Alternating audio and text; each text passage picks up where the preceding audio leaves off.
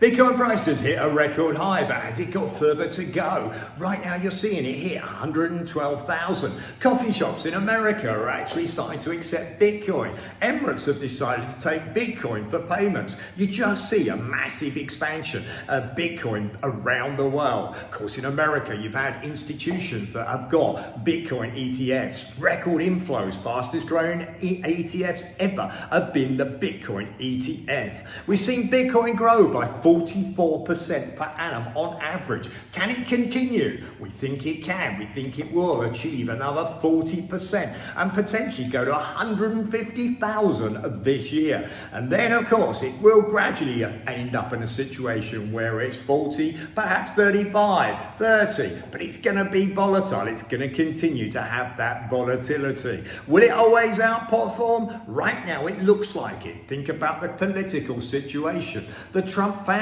has got invested, it's believed, 7 billion in crypto. They're making it easier to use digital assets. America wants stablecoins to be successful. The Trump family owns Bitcoin mining. Okay, think about how much the family's invested in it. Okay, whether you agree from a political point of view or insider dealing, you have to take the facts. He's going to be in a position where he's going to reduce regulations and make it easier to use digital assets. And other countries, guess what? They're going to have to follow, because right now the SWIFT system around the world where payments are sent are expensive. And not only that, they're super slow. Stablecoins, of course, stops that. It actually means that people can send money inexpensively, super fast.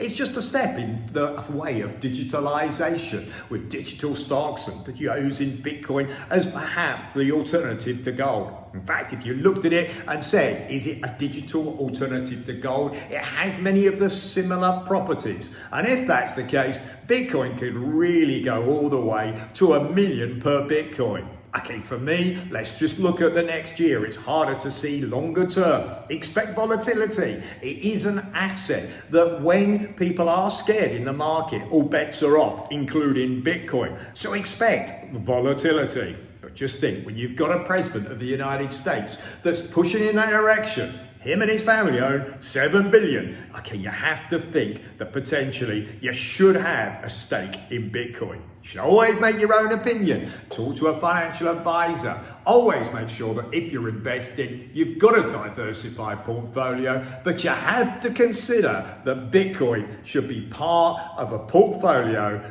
over the next 12 months. No question for me. I can't tell you that anything in life is guaranteed. Okay, it isn't, because things change. And that's why I always recommend that you have a diversified portfolio.